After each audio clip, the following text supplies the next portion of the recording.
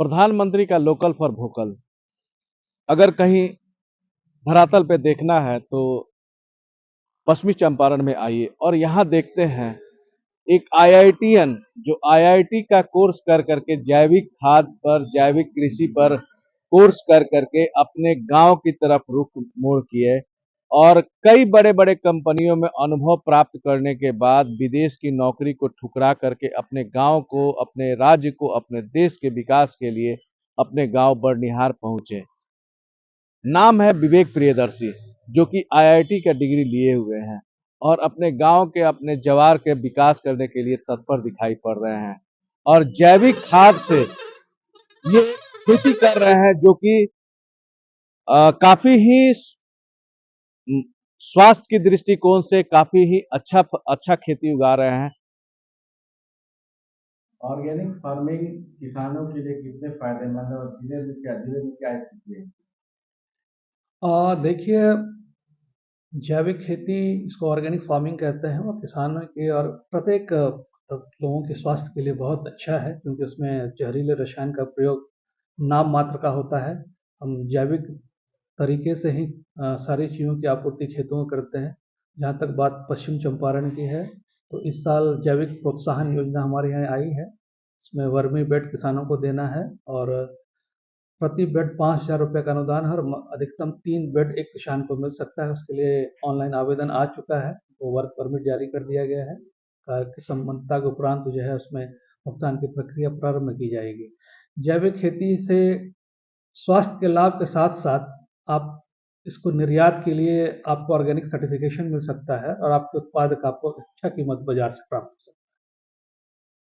सरकार की जो योजना है ऑर्गेनिक फार्मिंग की तरफ से, कैसी योजना है, इस पे क्या बताएंगे?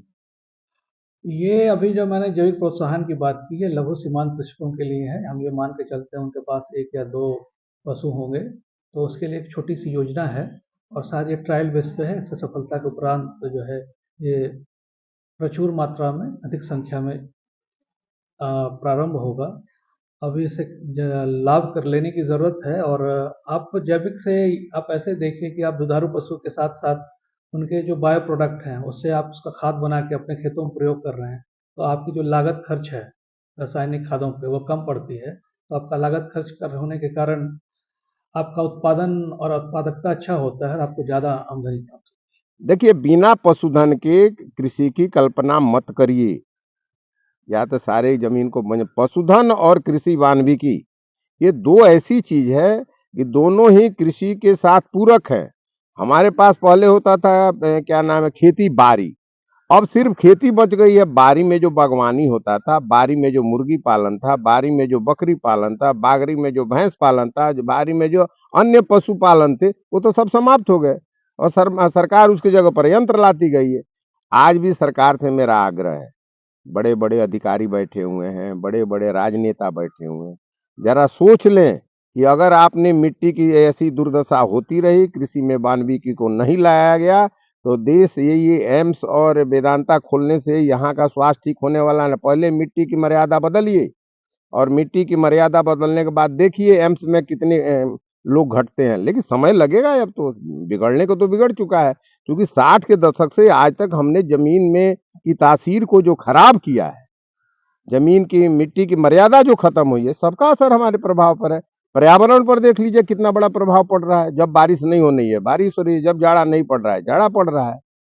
तो ऐसी स्थिति में जब तक मिट्टी के सारी योजनाएं सरकार की एक तरफ और देश को कुशल, स्वस्थ, समृद्ध अगर बनाना है, तो पशुधन और पशुधन के सहारे मिट्टी की मर्यादा, या मिट्टी की मर्यादा बदलने के लिए और भी टेक्नोलॉजी है।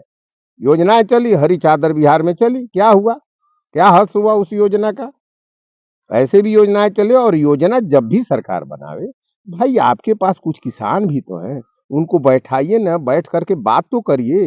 ये मुख्यमंत्री जी कर नहीं पाते हैं। वह बैठकें होती हैं, बैठक के बाद वहीं जो गया अपना कुछ सुने, कुछ किए, कुछ लागू हुआ। अरे यांत्रिकरण का जो दुर्गति हुआ है, माननीय महोदय, मैं आपको चल के दिखा दूं, कबाड़ों में इतनी अच्छी मशीन जीरो टिलेज सरकार ने दिया और जाकर देखिए कबाड़ों में क्या हालत है। सारे कबाड़ में बिक गए, इसलिए बिक गए हैं कि जीरो टीज चलाने की तकनीक नहीं दी गई।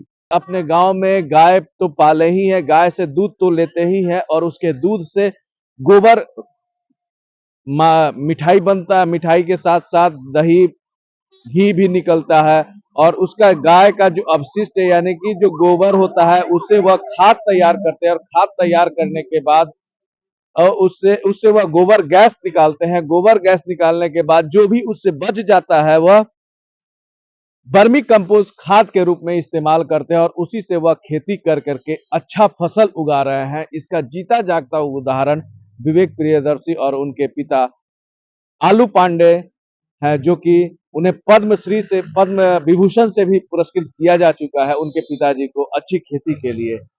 और ये काफी ही अच्छा अपना तो रोजगार कर ही रहे हैं, साथ साथ 1 दर्जन से अधिक महिला पुरुष को भी अपने रोजगार में लगाया और उनका भी भरण पोषण कर रहे हैं और एक अच्छा खेती कर करके मिसाल कायम किए हुए हैं विवेक प्रियदर्शी।